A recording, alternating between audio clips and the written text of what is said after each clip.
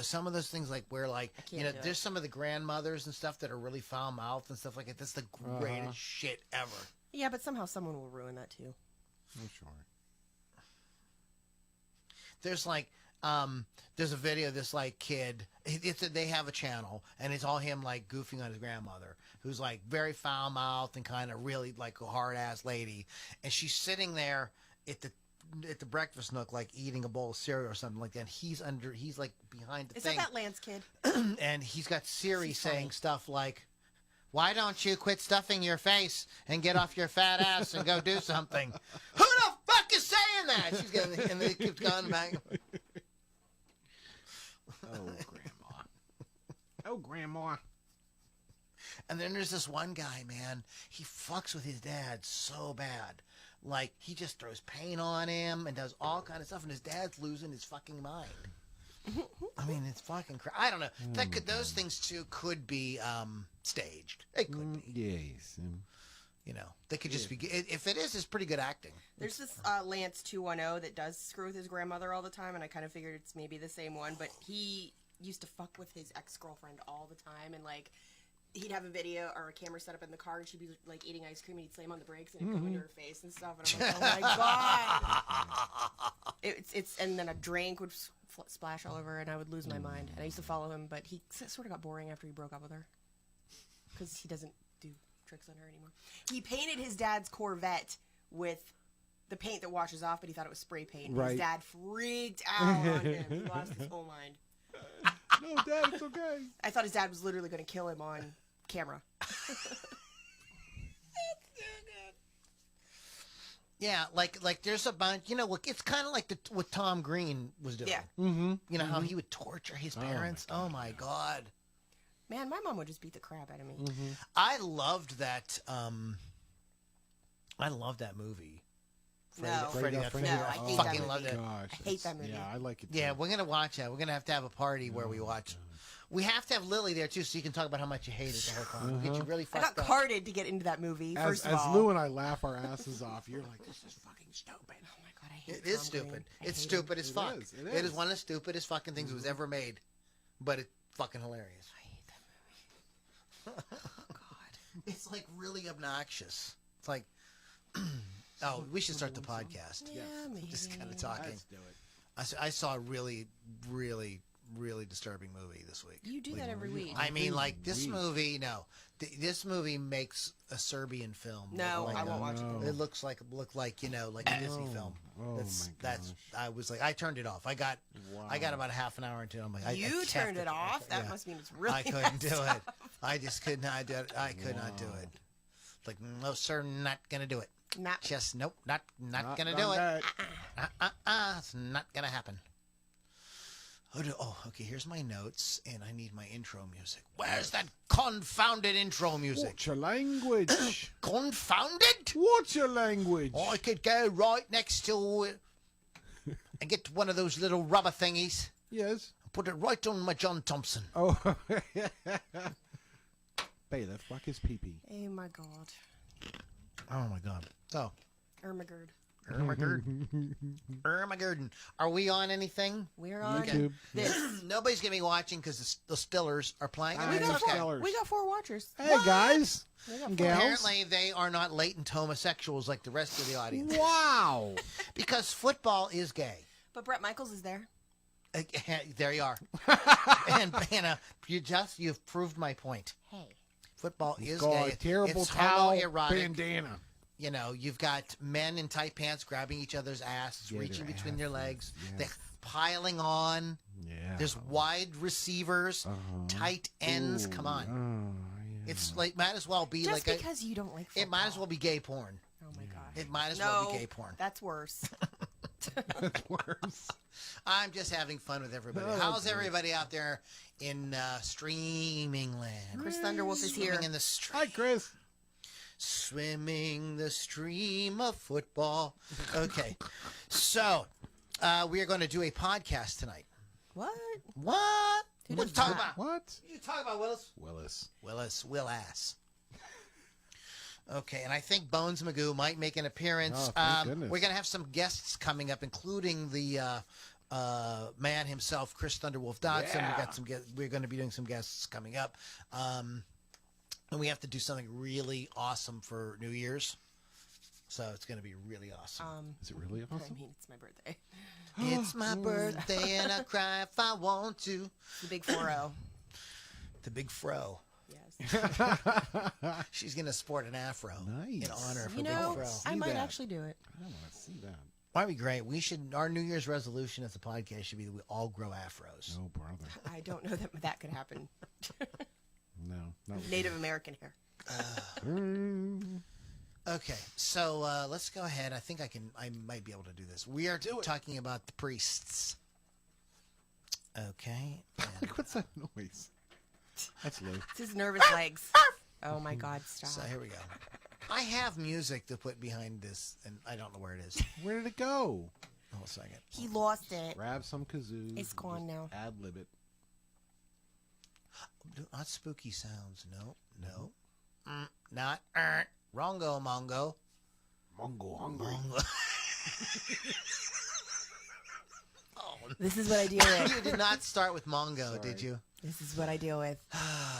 Well, I'm not seeing it, so we're just going to go with something else. I don't know. Okay. We'll figure something out. Something, Something, all right. something Now wonderful. for something completely different. And now for something completely stupid.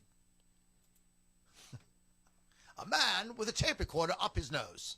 Okay, I found it. Okay. Oh, thank Looks God. like I found it. Okay. What happened? Okay, I think we're about ready to do this. Let's do The it. problem is I'm going to have to start using that monitor too. I have too much shit on the screen. She ate. All right. You guys ready to? Uh-huh. You guys ready to make podcast history? Okay. Every day of my life. All right. Then All right, let's then. do it.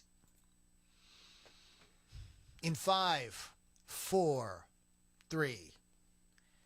It's time for another album retrospective. And on this week's Loudini Rock and Roll Circus podcast, we will be discussing British Steel by Judas Priest, a monumental album in the new wave of British heavy metal and in rock in general. Get ready to rock out with your talk out. It's the Loudini Rock and Roll Circus.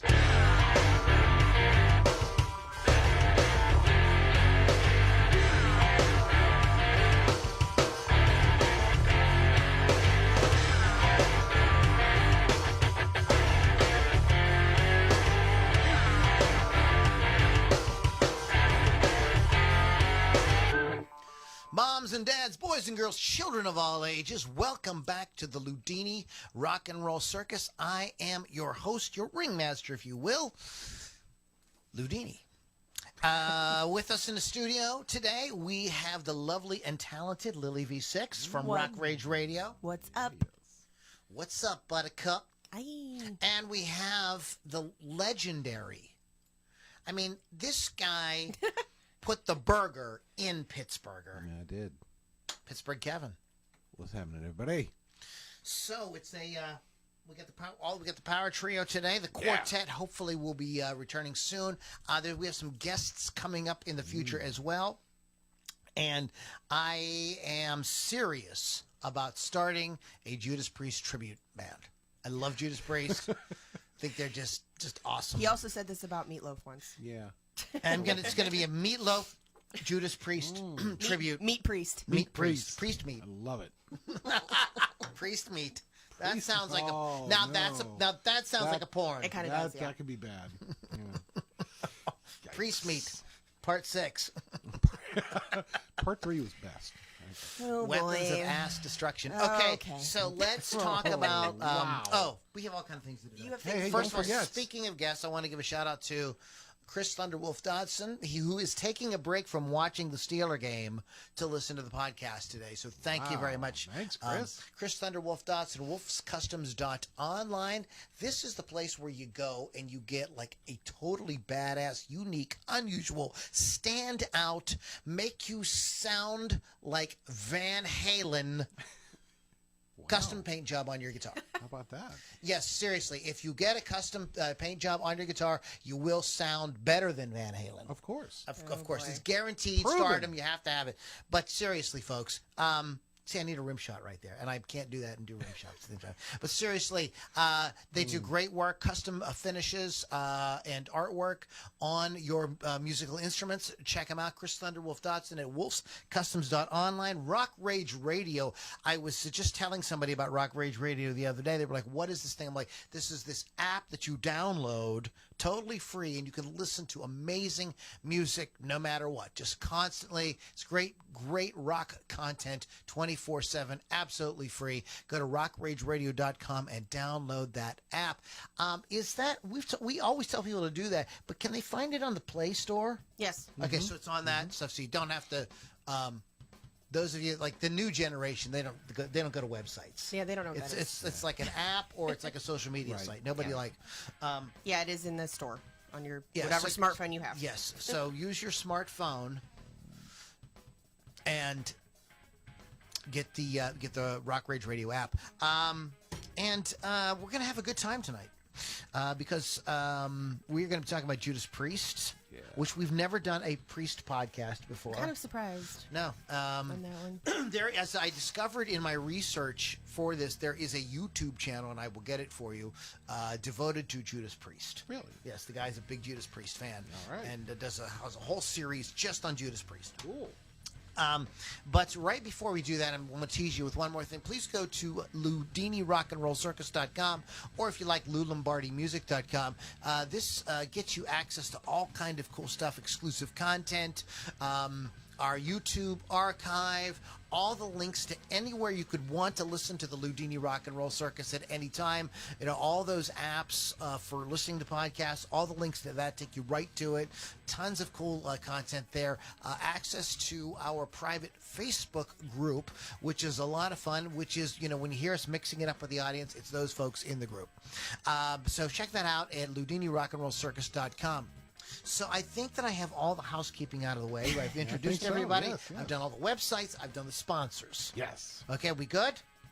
Yep. Is there any way that maybe, just maybe, we could talk about Judas Priest this evening? I mean, I feel like it's a thing. You think we could do that? Yes. Okay.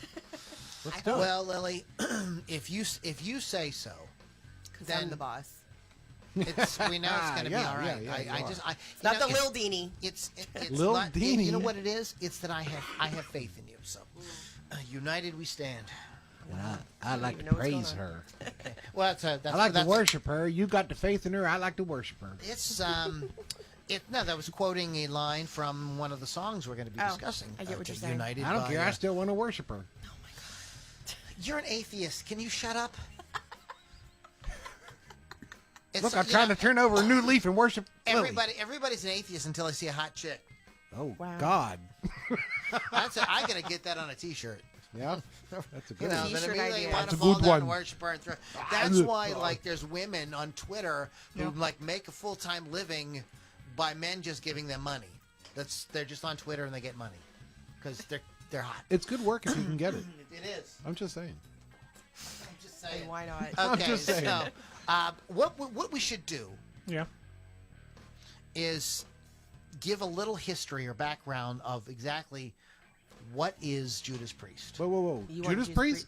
I looked up Maxi Priest. Damn it! You want a background on Judas Priest or the album? I would like to maybe just kind of give people a little background on Judas Priest nice themselves. They because we're talking about the band and we have not done much. There's not much Judas Priest content in our podcast. There just isn't. I'm trying to think of how many other times we may have even referenced them, and I don't know if we have. It's very little that I Yeah. recall. Just See. give us the sort of basic facts. Okay. Give it to us.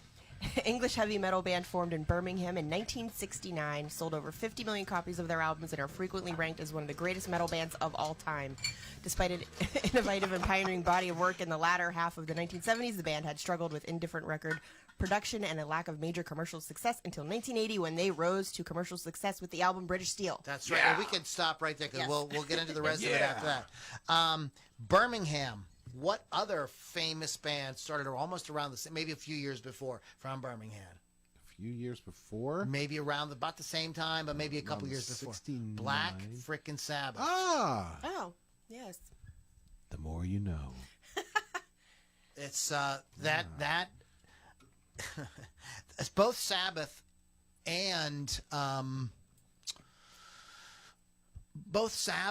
Priest have said that they feel that the sound of heavy metal is it comes out of that area of being around the steel mills, right. the steel yeah, mills, and legit. this sort of like, filth and hard and the sounds of it and the smell of it and everything, the sort of oppressiveness of it, and that is where this kind of comes from. It's very interesting. Right, because we have steel mills in the United States, of course. Well, especially where we're from. Yeah, So- Yeah. but there was no heavy metal invented in Pittsburgh. No, Not really. not so much. No. In fact, a lot of people in Pittsburgh hate heavy metal. That's wrong isn't with that them? yeah? You're thinking Steel City, right? It's Yeah, kind of an right? embarrassment.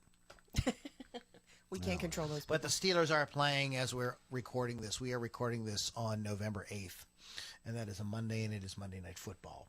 So we wish the Steelers all the best with their ass grabbing and everything they're doing out there on the field. So let's go ahead and talk a little bit about this crazy album that in some ways kind of set the stage for the 80s metal, the whole 80s metal thing. Go ahead. All right. British Steel, Judas Priest, released April 14th, 1980. I was not born yet. 6th studio album. It was the band's first album to feature Dave Holland on drums. It saw the band reprise the commercial sound they had established on Killing Machine, which was the album before. This time they abandoned some of the dark lyrical themes, which had been prominent on their previous releases, but some of it does still remain. Rob Halford said that the band may have been inspired by AC/DC on some of the tracks after supporting them on a European tour in 1979. Okay. They recorded in December 79 at Tittenhurst Park, home of Ringo Starr. You thought Titten. I knew you were going to do that. What are they talking about tits for? They preferred going to Starr's house instead of the recording studio itself. Digital sampling was not yet widely available at the time of recording, so the band used analog recording of different sound effects that they created, which we're going to talk about per song a little later.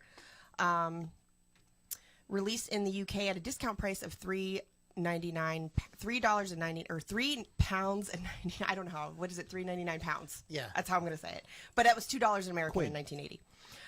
With the advertisements in the music press bearing the legend British Steel. The song's breaking. Well, we're British Steel, S-T-E-A-L. That was a gimmick that that CBS did, and the band was like, whatever. I know, right? They don't care. The songs Breaking the Law, United, and Living After Midnight were released as singles. It got a lot of positive reviews, mostly 8s out of 10s. I can't think of where I was at on this thing now. Oh, and it is included in the book of 1001 albums you must hear before you die. And I think that's true, too. During an interview with Wall of Sound's Educate Ebony podcast, Max Cavalera stated British Steel is the essential thrash metal album everyone needs to hear, and says, I'm sure you can ask Metallica if it wasn't for British Steel, they wouldn't be here. That's kind of bold, but I like it. British Steel takes its name not only from all of its obvious implications, Englishmen pumping out heavy metal, but the Judas Priest guitarist Glenn Tipton actually once being an apprentice at British Steel, the monolithic metal 5 years. manufacturing company. That was the industry that people went into in the Birmingham. That's what you did. It went gold in the United States super quick, selling 500,000 copies. In the year since, it's more than doubled that total, achieving platinum status. It is the first Judas Priest long player to contain no cover songs. Singer Rob Halford and guitarist Glenn Tipton and KK Downing composed each of its tracks. That's what I have. So if you have more, go for it. Yeah, I really want to talk about some stuff. Yeah. First of all, the album, the concept of the album, this isn't a concept album, but the idea for the title comes from something that was really hot in the news in 1980, which was unemployment in steel mills. And this was something that was, you folks from Pittsburgh here know, in the 70s and early 80s, the steel industry was going through massive changes. And it affected, of course, what was going on in England as well, leading to a lot of people who were unemployed. And you know, you remember when Billy Joel did the song Allentown, you Yeah. know, about, you know, we were just sort of expecting that our fathers and their fathers and their fathers, you know, we're all in the steel industry, and we just figured we're going to have these great jobs, we're going to have a nice house, and we're going to go on vacation to Disney World, blah, blah, blah, you know what I mean? And that it was just really drying up. So, you know, the title British Steel was a kind of like nod to what was going on. They were being a little bit sort of socially conscious, which was unusual for you know, for a band like that at the time, being very socially conscious. And the songs, it isn't like a super like political album, but there's some little like nods to things as well. For instance, Breaking the Law reflects that sort of, you know, it's not really a political song, but sort of reflects this feeling of these young unemployed people, you know, the frustration that they would have. And Grinder and United also reflect the same sentiments. And we're going to talk about these songs in more detail. You want to talk about the album cover? I didn't have anything on the album cover. The album cover is really interesting. It's a good one. It's totally iconic. You see it, you never get it out of your head. It's like they have Sad Wings of Destiny has an awesome album cover. You know, they have some very cool covers, but there's something like the cover for this album is classy and classic and slick, but edgy, and it's like, God, it's just perfect. You know, it reflects exactly what this band is and the music you're going to hear inside. I mean, in some ways, too, the razor blade, you know, sort of cutting through is like, you know, hey, man, we're cutting out all the BS. This isn't progressive rock. This isn't long jams. Right. You know, this is just, you know, ram it down your throat, hard, heavy metal rock and roll. And, you know, it's, you know, right on track. It's doing exactly what it sets out to do. It's just really kind of a perfect album. We've done the podcast on albums you can listen to, you know, all the way through. And this is really great. Yeah. Everything about this is absolutely amazing. But that cover was, you know, created. The blade isn't really cutting through the fingers or anything like that. It's a hand holding a giant razor blade. But that's all done with light and shadow to give it that. It's really, really clever. Very cool. And when you see it in high definition on big computer screens now, you can see a little bit more of what's going on with it, you know. But it is just an absolutely beautiful piece of work. It's the only album cover that features the band's logo kind of intermixed with as part of the art, as opposed to like the band's logo just by itself. They did create a version with like blood, like it was cutting the fingers and everything, but they just felt like it was too much. It was like it went over the line, and it would have. Like, exactly. I agree. Yeah, that would have perfect. They probably would have had to change it too. So. Rob Halford said that they left out the blood, so not to be too offensive, but Halford said, "We're so kick-ass, we don't even bleed when we get cut," which is a kind of cheesy, but kind of fun thing. You know, it works. Exactly. About they recorded. You're right, at Ringo's house. This is a giant estate, and everybody could have their own room and everything. But I believe Glenn Tipton and Rob Halford both hung out the most in the room where John Lennon's white piano was. That was still there. Oh, okay. And that's where he did Imagine. You know, they said very famous thing. It's and they were like, those guys are like complete giant Beatles fans, so they were kind of ransacking the house for any kind of Beatles memorabilia. Right. I'd have done the same thing. Yeah, right. Interestingly, Ringo had 2 giant life-size dinosaur statues on the property. Like hidden, and these guys got fucked up a few times partying and scared the shit out of themselves. Yeah, with that. I'd have been hugging the dinosaur. Let's ride it. And this also is a record where they recorded and a lot of bands were doing it this time because multi-track thing. It was like this was into what we were doing, and so a lot of bands would like lay down the drum tracks first and then add and build on it. Well. It's how they've been doing things, but on this record, their producer Tom Allen, who I want to talk about as well, said, "Why don't you guys just play like the way you play live?" Right. So it's essentially live in the studio. Then you go, and you fix Touch it up, up. you Yeah, touch yeah. it up, you add a solo here, or you redo that, you punch in that bass line over there, whatever. But it's essentially live in the studio, which is something I did not know, and it is a great feel. I think that it reflects. Yeah, that. you can tell. I can tell there was something different about this album. I'm like, well, it's 1980. I'm like, no, they had multi-track back then, but it has almost that live energy to it. Okay, there's some crazy stuff about this. I'm trying to figure out what I want to do next. I mentioned Tom Allom. Tom Allom had approached the band about working with him earlier, and they felt he was like too slick because he was working with bands that were having like big records. So they were like, well, we don't want any of that. We're like, but they did. They worked with Tom on this. Tom Allom. He worked on Sabbath. He worked later with Crocus, Kix.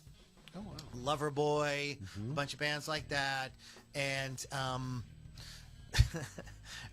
he was the one that encouraged this live in the studio thing for sure. But he was also working with a new upcoming band at the time that nobody had ever heard, and they said, Tom, is there any way we could come and hang out with Judas Priest in the studio? Like, we kind of want to see what they do and stuff. So he says, I'll talk to the guys. So he goes to the guys in Priest. He says, hey, listen, I'm working with this young band. They really look up to you guys. Like, they just want to come and hang out. And they were like, sure, we'll let the kids come, And these guys came, and they really had a great time. And Priest took them under their wing, and they learned a lot. And they went on to record songs like Photograph, Pour Some Sugar on Me. So not Judas Priest. Wow. Yes, Def Leppard. They were real young guys. Priest did take them out on tour. Really? Was it On Through the Night? That's their first album. Yeah. Yeah. On Through the Night. When On Through the Night came out, they toured with Priest. Wow. And did you want to talk about Iron Maiden? No, you can do it. You want to? You don't want to talk about it? not Lily. Okay, so one more thing I'll add before we kind of go around, start talking about the songs individually. Speaking of touring with like younger bands and stuff, they said, the label said, we're going to pair you with Iron Maiden, and they were like, who the fuck is Iron Maiden? What is an Iron Maiden? Right. This is bullshit. So they said, no, they're good and everything. And they started to hear rumors that this Iron Maiden band was going to upstage them. Oh. Okay. And nobody took it too seriously, but KK Downing took it very seriously. He got very kind of upset, and him and Steve Harris from Iron Maiden had very heated arguments over this. But it was going to happen. The tour did happen. And could you imagine? So let's check this out. Check this out, Lily. Did you know this? I'm checking it. The Priest's British Steel comes out the same day that Iron Maiden's debut album comes out. Yes, I know. The bands end up touring. Eventually, they sort of reached liking each other. They would go out and drinking together and everything like that. Even though KK Downing he was never down with it at all. But you can imagine, and there's posters out there you can see, of course, memorabilia of these, Iron Maiden with Judas Priest, or Judas Priest, Iron Maiden, whatever. It's like, come on, man. I would like to have a Halford Dickinson sing off. I think that would be wonderful. And then somebody will have to. But I'm going to stop right there. I have a bunch of other stuff to say. Revive me. But just real quick on the tour. On that tour, Halford took a real machine gun on stage. Yeah. Well, as you Fired do. blanks. Sure. Why not? That's it. It's rock and roll right there. And boom goes the dynamite, Lily. Bang goes the nitro. Yeah, exactly. Oh. So, let's get into. Do you want to go song by song? Yeah. Sure. Song by song. Hallelujah. I took the track list from the original U.S. Let's release. tell the story. Do you know the story? I don't know the story. Well, I just know there's several very releases. simple. Oh, what is it? That I when want to the know. album- For some reason, Yeah.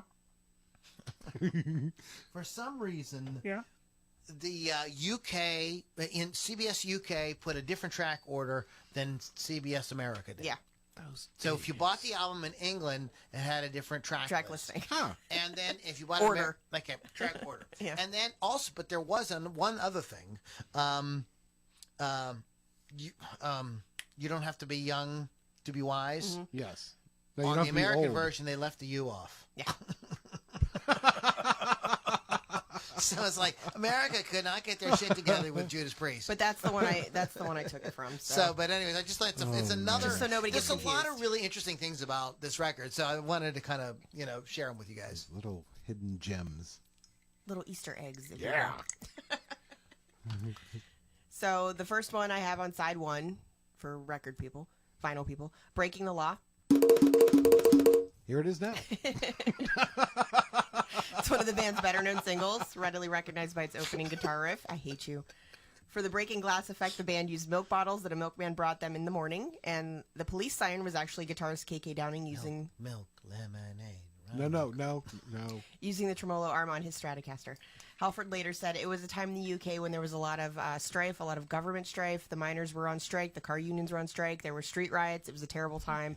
That was the incentive for me to write a lyric to try to connect with that feeling that was out there. And also one of the most, like I One said, of the other band members remembers the siren thing differently. Says that they went outside. I saw that I just too. waited But this long is more enough, and interesting. then No. And in the article that I was reading, there's a great article on Louder Sound, by the way, guys. It's really in depth, and they said that it's one of those, stories in rock and roll that there's We don't actually know we the don't answer really to. know the answer to. One person remembers it one way, another person remembers it another way. It's that kind of stuff fascinates me. Good. Also, what's cool is it has been covered by Motorhead, Doro, Hammerfall, Arch Enemy, and Firewind. I still have yet to hear the Doro version. I would love to do that. The Mavericks do a cover of it, and one of those not picking on things, but one of those bluegrass, the Dixie Right. something or others Oh. do a Hayseed Dixie. I think it is. I think it might be Hayseed. I think Hayseed I Dixie. think it is, yeah. does a cover of it. Yeah. And pop culture's two highest profile non-musician fans of Breaking the Law were MTV's cartoon headbangers Beavis and Butthead. Of course. Who not only regularly broke out singing the refrain, they'd adjust it to their circumstances. Example would be when the duo were attempting to launder a poodle. Whoa. They'd chant the tune of the chorus, washing the dog, washing the dog. Remember that, Beavis? That was a big deal. Is poodle laundering like money laundering? No, like You're such a dumbass. washing your dog. Washing the dog. What's the Simpsons parody? There's a Simpsons There parody. is one, but I Break don't. the law or something, Yeah. something like that. And Priest actually performed that one too. Yeah, they actually performed Yeah. this. Cool. And the song made VH1's 40 greatest metal songs at number 40. In 2009, it was named the 12th greatest hard rock song of all time. Wow. And that's It's what a I have. great song. What more can you say? A heavy metal song Everybody where knows the the chorus song. is breaking the law. Well, it's like, somebody had to write that, That- so I guess should be Might as Judas well be Priest. us. Why not? And this also kind of goes back. It's very short. Yeah. It's a real short song. 2 minutes. I think it's under 3 minutes. I think. Yeah. And they were they had an ear to the ground for punk. Punk was really big, and they were like, no, we're going to trim these songs down. We're not going to be progressive. We're going to and this is really kind of like a punk rock. Oh, yeah. And having in, a get song out. being shorter is commercially smart. So. Yeah. Of course. Yeah, it's a freaking great song. And it's kind of, I don't know, it's kind of funny too. There's a kind of Almost just tongue-in-cheek yeah, kind it's of, kind of tongue-in-cheek. yeah. It's it's like, I don't know. It could be taken a lot of different ways, which I think any kind of art or any kind of piece of art that can be looked at in different ways by different people is really kind of brilliant. Kind of it's kind of really rich. And this seems like a simple song, and you're like Loudini, why are you holding this up like it's Shakespeare or something? It's just there's just something about Because it is. Let me tell you what. A song like this sometimes is harder to write than some Epic. epic Stairway to Heaven kind of thing. You know what I mean? Because this just grabs you and you don't need a lot. Exactly. Yeah. It's we got it. And it sticks in your head over and over and over and over and over. You'll be in the shower breaking the law, whatever you're doing. Yeah. It's so stuff like that is really cool. I love when bands can do stuff like that. Anything? Anything you want to add to breaking the law? No, you guys pretty much summed it up. Quick and dirty. Quick and dirty. Quick and dirty. Oh, that's not the next song. What's no, the it's next not. song? The next song is Rapid Fire. That's good. On my Right. list. That's a great jam too. Doomsday Song with Halford singing of something or someone taking a battering ram to the world. The title doesn't show up in the lyric. Rapid Fire refers to the unrelenting pace of the song. Guitarist KK Downing recalled to Billboard magazine, "It's unusual in the way it starts, in that it kind of gets going pretty fast. Traditionally, Priest was into a big intro, but this was straight ahead, let's go, which was really unique for Priest." And that's all I could find on that. So, yeah, that was the I guess on the so you've got the American. yes, Okay, so yeah, the British one started with Rapid Fire. yes, And, we were talking about, like, their influences living in an industrial town. And just to listen to the sound that they got out of the guitars, it sounds like just metal on metal. And I'm like, well, just a heavy metal. And, it's probably, but yeah, Rapid Fire, as I'm listening, I'm like, well, what can I say about this? I'm like, this song is fucking Rapid Fire, man. It's like, legit metal. Very. This is a great jam. And Kevin mentioned the way the guitars sound. You could tell that Tom Allen worked with Black Sabbath. There are places on this record where the guitars are like really got the Tony Iommi thing going. Like, oh, yeah. These guys playing with a different style than Tony does, but so it's very interesting to hear. I also love the way this record is mixed. They're not afraid to crank the guitars up. Like, the guitars are freaking loud. Yeah. It's heavy metal. That's what the guitar's supposed to do. It's supposed to be in your face. Okay. Not the real scooped kind of guitar tone, just like a really like in your face, just really, really, really well done. Also, the vocals are mixed like they are just another instrument. A lot of music that was happening around this time, especially in the 80s. This was really big in the 80s. A lot of the bands, the 80s metal bands, the 80s rock bands, had the vocals like really soaring, like kind of way above the music. Whereas this record, the vocals are like, it's just like another instrument. Yeah. You can hear it well, as a good mix should, but it's not like just soaring above everything else. So it makes the record like super powerful because that, and the drum sound on it is absolutely amazing. The stereo panning on the toms is really good. If he's hitting the tom on the left as he goes around the kit, you can hear it go from one side to the next very, very, very well. The sounds are great, and they're not too dead. That was another thing that was really popular in that time, was to have these really kind of dead kind of drum sounds, and these have a more open sound to it. It's part of why this record sounds so freaking great. Recording it live, I'm sure, in the studio really helped. What do you got? What's next, Lily? Metal Gods. This is such a cool song. Yeah. Releases the B-side to Breaking the Law. Rob Halford said about the song in a Billboard article, "I'm a bit of a science fiction fan, and I think I got the lyrics from the world robots and sci-fi and metal gods just by word association. It's a statement against Big Brother or something about these metal gods that were taking over. The metal gods are robots that have risen up and have come to destroy us all. Common theme in science fiction. Specific inspiration for the lyrics came from the 1977 album cover for Queen's News of the World, which shows a giant robot reaping destruction. The H.G. Wells novel The War of the Worlds was also an influence. KK Downing said, "When we were recording that track, we had loads and loads of fun trying to make it sound as metal as we can. We were shaking cutlery trays in front of the microphone to create the sound of metal marching feet." Rob Halford said, "In those days Robots. Robert. The dread pirate robots. I knew it. In those days, there wasn't an internet, so you couldn't go online and download samples. So we would whip a piece of guitar cord on a flight case or swish a pool cue in front of a microphone for the audio effects. I lifted and dropped that cutlery tray 100 times, I think." Downing, there it is. That's very robot-like. Downing also added, "Ringo Starr actually owned the house when we were there, so we would go around to see what Ringo had that we could put on the record. So I guess it's Ringo's knives and forks that created the true metal god sound," which is kind of funny to think about. That is.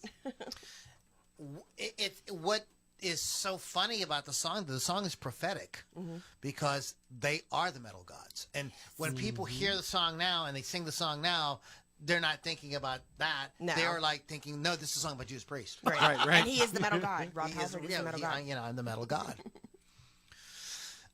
This record is interesting too. This was the record where Downing, Tipton, and Halford became like the writing trio of the band. So all the songs are credited to the three of them equally. There was some nervousness as this record was being put together because of the way they were working, and that it could blow the band apart because like, oh, I wrote this part, you wrote that part. No, I get another 50%. No, you get another. Right. You know what I mean? So they came to this to keep the band together. Something that people don't know is that KK Downing and Glenn Tipton, they worked really well together as a guitar duo. If we did a podcast on great guitar duos or whatever, these guys would be on the list for sure. But they were not buddy chummy with each other. No, they were competitive with each other. Very interesting. I Very believe that. competitive with each other. Yep. Yeah, I remember reading that in a Guitar Player magazine back in the 80s, and I'm like, oh, that's kind of interesting. When I was All right. little Lily. Little Lily. Oh, little Lily. Little Lily. Here she comes. Oh my goodness. Yep. So, yeah. That's a cool jam. What's next? Grinder. Grinder. Hoagies and grinders, meatloaf sandwich. Halford wrote the lyrics. It's a song about he was like really hungry. Yeah. You know what I mean? So he's like, Go for a I think I'm gonna go get a grinder right grinder. Anyway. Halford wrote the lyrics to Grinder as a commentary on how governments and corporations will treat people like meat, grinding them up and spitting them out, exploiting them for their means. The song is also an expression of sexual tension Halford was feeling as a closeted gay man. He was looking for meat. He was looking for meat? But took pains. I read it straight from an interview. Toes sound when he's I know. But took pains to keep his tryst discreet because he lived in fear of what would happen if the secret got out when he finally came out in 1988. Like nobody knew anyway. I didn't know. I knew. Thought he just Now liked I lost leather. my place. The backlash he feared didn't materialize. Fans voiced their support, and Halford became a source of support for gay metalheads. The gay dating app Grindr appeared in 2009, and Rob Halford is wondering why they haven't asked him to use the song. That was going to be my next question. I'm like, is that where they got this app's name? Yeah. I mean, so why not? Priest is even more subversive because not only like are they like kind of like digging at society and telling you, fuck the law, you know, and all this, they're like kind of getting in saying, hey, if you're gay, like you're gay. It's You know, whatever. be gay. Do you, boo boo? Do you, you, boo-boo. kind of thing. Wear your assless chaps. Or your chapless asses. Oh. It's yeah. Speaking of that, like the fashion that Priest came up with was really Awesome. they were really the first band. They were the band that kind of like starts this. Now I didn't go back to the glam bands of the '70s, but that sort of particular look with the chains and the leather, The and all studs that, and the leather. yeah, and all and that. the- Like yeah. that is really, kind of the beginning of there's other bands doing similar stuff, but they really go all out, and then you get bands, you know what I'm talking about. All the bands from the '80s were all over MTV, kind of like taking and running with that. And I always thought that Rob was kind of different. I didn't know what gay was. I think when this record came out, I wasn't even aware of it. Yeah. And I always knew that there was something kind of like different about him, but I just thought it was his personality. Right. And he didn't really have the typical heavy metal singer look. He always had like short hair. There's Right. some, right, okay, there's a couple, he went through a period with a little bit long hair, but his But it primary wasn't look long. that we always remember with is the shorter hair. Yeah. And the other guys had long hair, and you're kind of like, he was like distinguishing himself. And of course, now when you look back on it, like, I can't remember what was, he had the freaking, The cap. the cap, the motorcycle yeah, cap, and yeah. the whole thing. And I was like, oh, this is like, dude, like you could do a Village People band like after this, Right, But at the time, I didn't associate it. Well, Well, don't too, forget like- later on, I was when I listened to it, so like knowing what gay was and everything was a big thing. So that's why I figured. Well, there's it's good. something- It's good. He didn't take too long, really, to come out about it. I mean, Right, like no. he came out in the '80s. That was good, And I mean, and I'm sure it inspired a lot of people, to still like, yeah, I can still be metal and be gay, and It's- everybody's cool with it. yeah. So what do we go? So what's the next one? Were you gonna say something? No, I was going to say, like, Lou said, like, back in the day, we didn't even think about that. Right. Here was this newer band, they kind of like, Well, you Excuse knew her, me. but at that point they were 11 years old. But yeah, but I mean, that era where they really became popular where like that brand of metal became popular, Yeah. you just assumed, hey, this is them. Yeah. This is the way it's going to be, you know. So Yeah, they laid the foundation for it. yes, they sort of did. set it like in place what it was going to be. Right. I agree.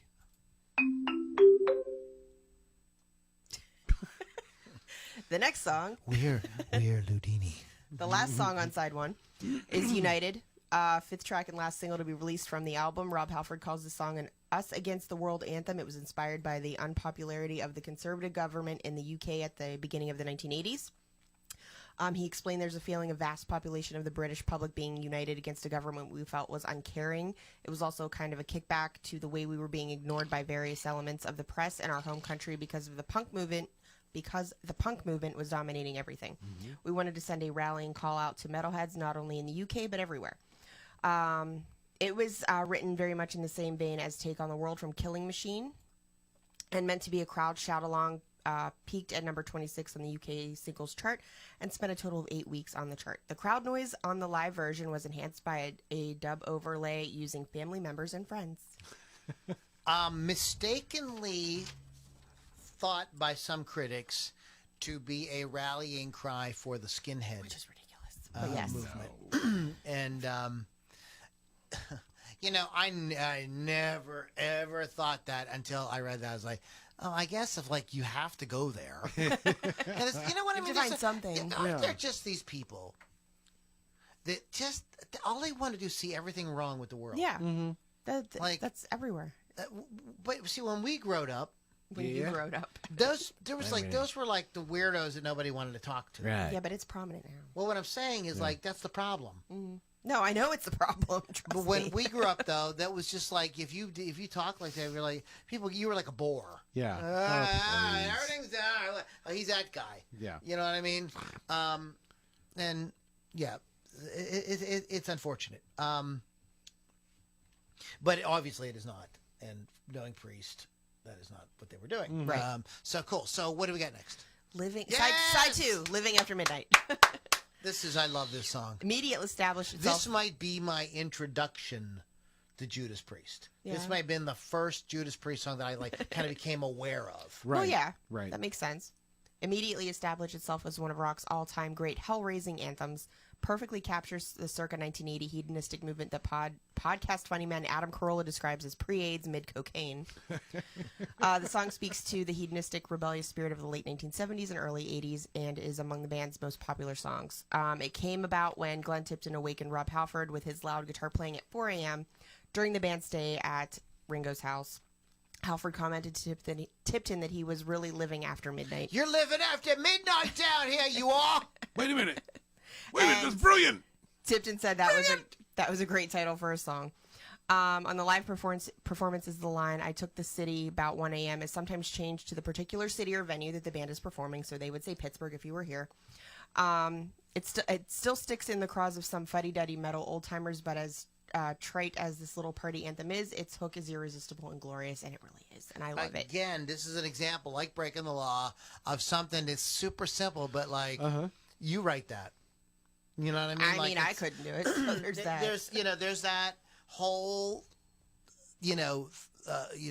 thought of what is, and that is those type of songs are hard. Hard to do. So, like, kind of what is, like, I don't want to say better. I was trying to think of the right word, but not what is better, but, what is maybe more artistic or whatever. And I think on the surface, some people might go to something like so-called more sophisticated.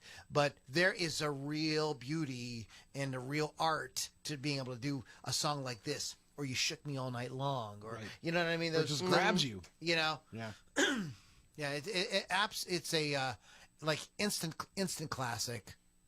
Good shit. Yeah, and the production. I listened to the record a couple of times in preparation for this podcast, and just the production still knocks me out, man. Those guitars are like thunderous. It's a really good sounding record. Let me see if I have any other notes on the record before we go too far. What do you got? I do have the Donnas have covered it once. LA Guns has covered it. And Disturbed has covered it. Those are my other notes. I've heard the Disturbed version, not the other two. So this album influenced so many people, for like the entire industry. Like I said, we were saying it sort of sets this sort of path to what the 80s were going to be in relationship to heavy metal. But Metallica, bands like Metallica, Pantera, they all loved Judas Priest. They all thought that they were, and this was the record that was like kind of their big breakout, of course. I'm just trying to see if there's anything. Did you guys hear about the master tapes? No. So so CBS Records did some tricks and stuff to try to promote this record. Now we don't know if the record succeeded in spite of it or because of it. But one of the things that they came up with was they spread this rumor that the master tapes, when they went to New York to have the record mastered, were held for ransom by a gang, and that the band had to pay £50,000 to get them back. And this ran in a bunch of people. This story got picked up, and a bunch of newspapers in England ran it. Absolutely false. Absolutely, this did not Hard happen to at believe. all. And another thing. So, and another a rumor that they tried to spread was that Rob Halford had done a porn movie, and there was only one newspaper that ran it, and it's the only newspaper that Rob's parents read. Of course. Of course. Of course it was. That would happen to me. And so, Oh my God. so he was really embarrassed and had to reassure his parents, Mom, no, I do not no, do Mom. pornography. No. At the time, look, this is the age of the internet. Pornography is just whatever. But at the time, it was kind of frowned That's a upon. shocker. Yeah, it was kind of frowned upon. Mom, read the article about the gangs. Oh, that one. Yeah. That's so sad. What's going on the internet? Anything? We have Yes. Chris Thunderwolf, of course. Charlie Doyle's on. And those are the only people talking. Charlie Doyle's going to meet Corey Taylor at Steel City Con. So there's that, and that's what I have. It's okay. Right, I hope I don't know how the Steelers are doing. Hope they're doing well. Actually, we were winning when Chris came on. Beating the Bears 14-0. But that was when we started. Da Bears. Da Bears. Da Bears. That's how We he are said it. not- I wasn't going to say it We that are way. not afraid to rip off anything. Saturday Night Live, Howard Heck Stern, no. whatever. We doesn't don't even care. matter. We're just having a good time. Just everybody chill the fuck out. Simma. Da. Don. Oh, my God. Now. Okay. Simmer done. Simmer done. Put it together. Sound it out. Sound it out.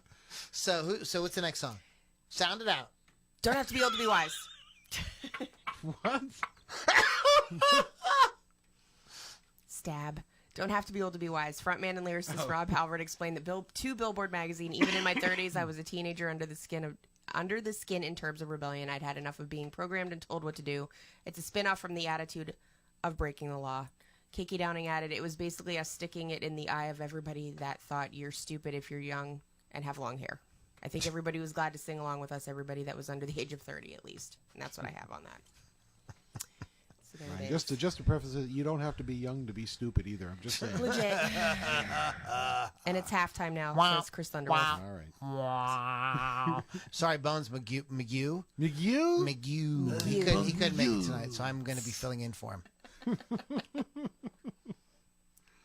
Oh my goodness. So I'm just trying to find the reference. Okay, here it is. What's his name? Chuck? Is it Chuck? Chuck. Bruno. Brian. there we go. Bruno Stapenhill came up with the name Judas Priest from Bob Dylan's song "The Ballad of Frankie Lee and Judas Priest" on the album John Wesley Harding. Well, ain't that something? That is where the name I did not know Judas that. Priest came from. So there was a guy in the band, Priest. this Brian, they called him Bruno Stapenhill. Hey, Bruno. He was a bassist. Hey, Lou. Yeah. Lou, what do you call a guy that hangs out with a bunch of musicians? A bass player. You know what, Pittsburgh County? It's just not nice. It's inappropriate. Sir, everybody in the audience, Fired. I apologize. Crack myself up. You said crack. Oh my gosh. Crack. So, We should do a podcast all about crack. No, No. please, God, don't. Crackcast. No. I bet that would go viral. 999. Here we're trying to do this like podcast about music and have a good time and everything, and no, but then It we just did a went podcast really. about crack and like it would become like a hit. No. You know, Yeah, sadly, it right? probably would. Smoke crack and do a No. That would be so. Tonight, the mayor of GC will be joining us. What was his name? Barry? Barry. Marion Barry. Marion Wow, Barry, do there I you go. know Marion. What? Wait, Wow, what? that's good. That just Wow. came to me, man. That's the I was freaking gonna vodka. say, yeah. That vodka, man. Marion That Barry. gets me. It sharpens me up. Is that what it is? Obviously. It Yeah. sharpens me up. So go ahead, Lily. What's next? Love the rage, but this is, I don't have hardly any notes on this. It's basically sticking it to the man again on people who don't like young people with long hair. So that's what I What? have for it. Oh my gosh. Great song, though. Yeah. I like the bass. Speaking of bassist, I like the bass in there. It's got like it's kind of like a. It starts with the bass thing, Right, and it's- yeah, and then the song it kinda almost has builds like, around it, Almost yeah. as like a kind of a. In the beginning, I'm like, oh, they're kind of going to like a funk territory or Yeah. something. But no, it's metal. But it's just metal. But it's just metal, folks. Okay, so let's take a look. We'd like to do this in the things that happened in 1980. You know what happened in 1980? I wasn't born The yet. Rubik's Cube. Really? Nice. Huh. I'm still trying to figure it out. Mount St. Helens erupts in 1980. Wow. Oh, that's right. Yep. There's a Yeah, it's all coming back to me now. there's a really famous set of photographs. Yeah. You thinking about the one with the pickup truck? No. There was a. Okay, go ahead. Oh, the actual eruption. Yeah, the guy is there's a really it was like this guy was like a well I can't Oh, remember I know who well-known you mean. photographer Yeah. and he was expecting to have more time and then so what he did was he just kept on shooting and Yeah. until he couldn't and they found his They stuff. found his- yeah. Yeah, Unfortunately. and these shots are like breathtaking. They're amazing, but the guy lost his life doing it. The start of the Iran-Iraq War. Wow. The start of what I would call the beginning of the end of good news. CNN launched. Post-it notes were invented. Wow. John Lennon assassinated. December. Anyways, the kill. Oh, John Wayne Gacy, It's enough of that. Why don't we talk about him? What a clown. born this year, was Jessica Simpson, Yeah, she's older than me. Macaulay Culkin, Kim Kardashian. Older than me. Oh my goodness. I'm just trying to see if there's anything else really. Okay, just a few fun facts. It's fun to put these records in perspective of like Yeah. their What was time going in on? history. So this is what's going on in the world and this record. And boom. goes What anything else? Where are we? We have one last song. Do it. Steeler. Hey, here we go, Steeler. Here we go. Wrong one. Oh. I don't think I hurt myself. It has been one of our most successful tracks, says KK Downing, with musicians. The Great Dimebag, of course, and tons of musicians always cited this as being one of their favorite tracks. Dimebag. Dimebag Darrell from Pantera, not the Oh. I didn't say the Great. You said the Great Dimebag. KK Downing said the Great. This was an interview. I never really knew why because it's I simplistic. smoked the Great Dimebag. Yes. Oh, my I guess it's just the groove and the way it goes on at the end with wild bits of guitar and me and Glenn trading off. Groupies. No, I'm just kidding. You don't want to talk about Red, White, and Blue and Grinder Live? No. Oh, no. Okay, fine. Just be that way. Oh, Done. my gosh. Wow. Now there it is. And boom. Goes the dynamite. Bang goes the nitro. I'm trying to see Bang if goes there's the bells. any. We talked about the different track listings. The real machine gun on stage. That's great. Nice. That's lovely. The motorcycle he'd bring on stage. Yeah. There's There's a that. guy from Blue Oyster Cult. I've seen him do that. The sound effect. There were no sound effects or sample. There were no. Yeah, all the sound effects were done with. Right. You know, there was With no sampling. things. Yeah. Yeah. So and all that stuff. Not just we mentioned a few, but all that. So none of that stuff was done.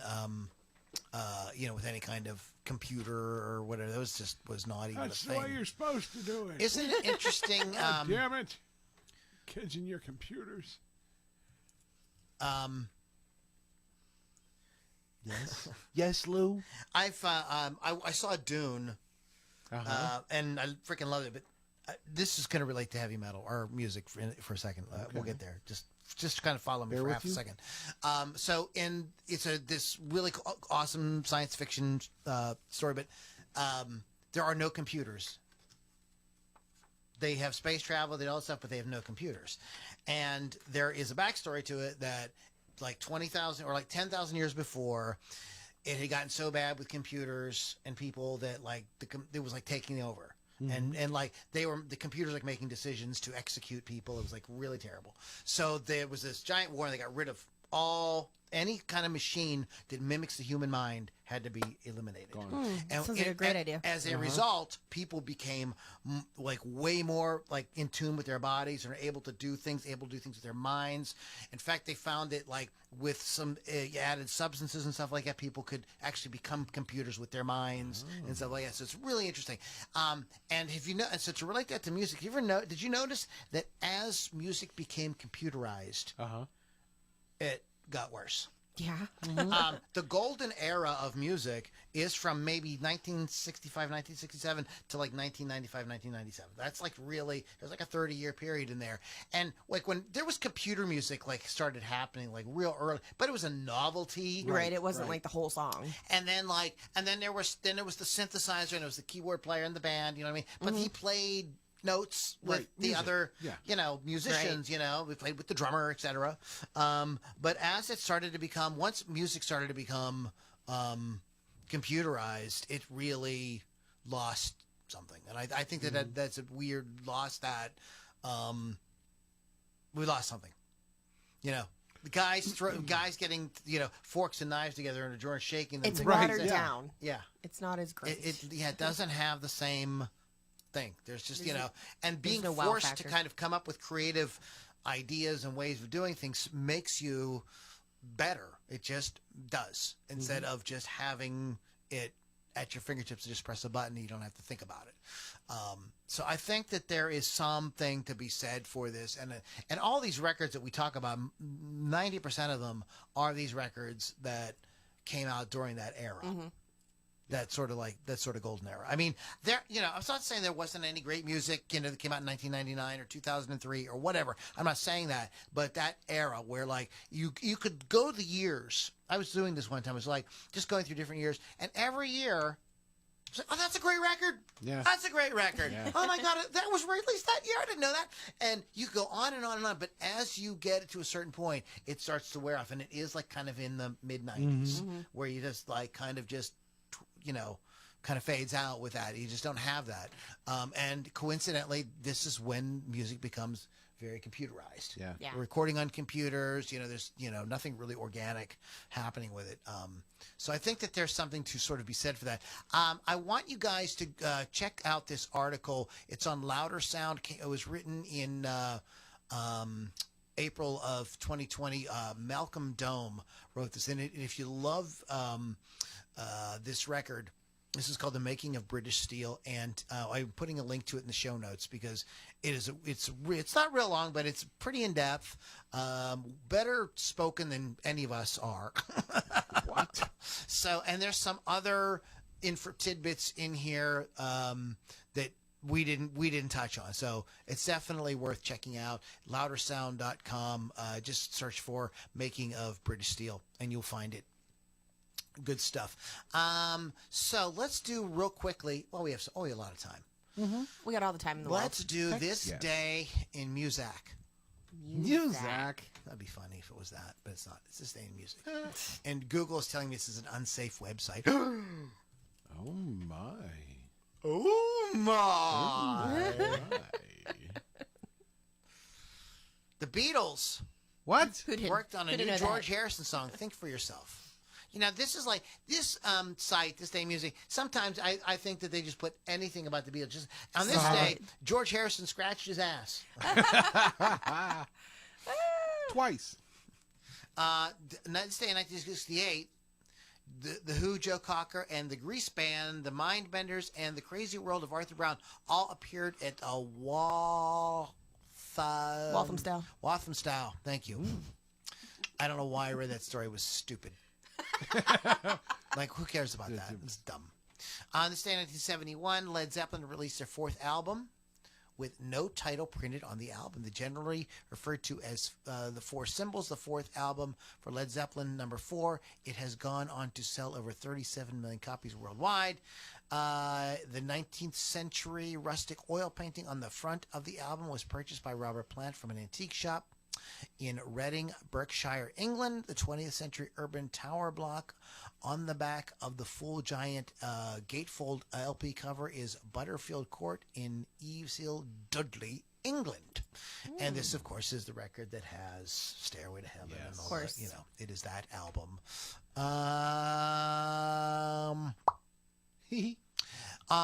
David Bowie appeared on TV, his debut on U.S. TV, performing Fame.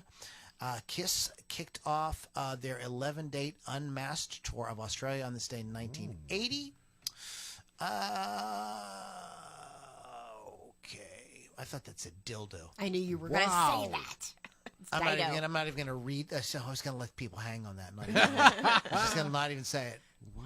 Bonnie Bramlett was born this day. You know who Bonnie Bramlett was? Nope. From Bonnie and Delaney. They worked with Eric Clapton. They had some really big hits. Nope. I Sorry. will not attempt to sing Sorry, it, Bonnie. but there's one. If I played it for you, you go like, oh, that's who that's that is. that- One of okay. those. Yeah. Minnie Riperton. Oh, Minnie. Bonnie Raitt was born this day in 1949. Wow. Ricky Lee Jones was born this day in 1954. Rat, the guitarist for Ned's Atomic Dustbin, no relation to the band Rat, Right. was born on this day in It's 1970. missing a T. Jack Osborne, star of the television show The Osbournes. How is he anything? I don't know why that's on here. Why is he younger than me? Wow. He's my sister's age. So that is kind of this day in music.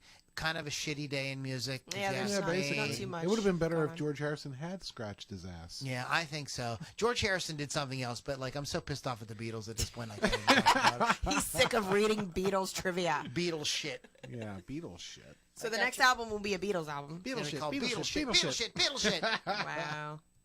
There it is. Oh my goodness gracious, great balls of fire. So we are the Loudini Rock and Roll Circus. Go to LoudiniRockandRollCircus.com. Go to wolfscustoms.online. Check it out. Great refinishes on guitars. And Rock Rage Radio, download the app and your favorite place to download apps, whether you're one of those Apple folk or you're one of those Android folk, however you like it. Great app with great music content 24/7. Lily? My show is on Rock Rage Radio, Hot Licks with Lily 6, Thursdays at 6 p.m. Eastern. I do interviews and play local bands and Masturbate furiously. that too. Whoa. And there it is. Sir, Nobody can see me, so who knows? do not speak of the woman I worship. Oh. What, masturbation's not a sin. No, To some not people it is. anymore. You're just.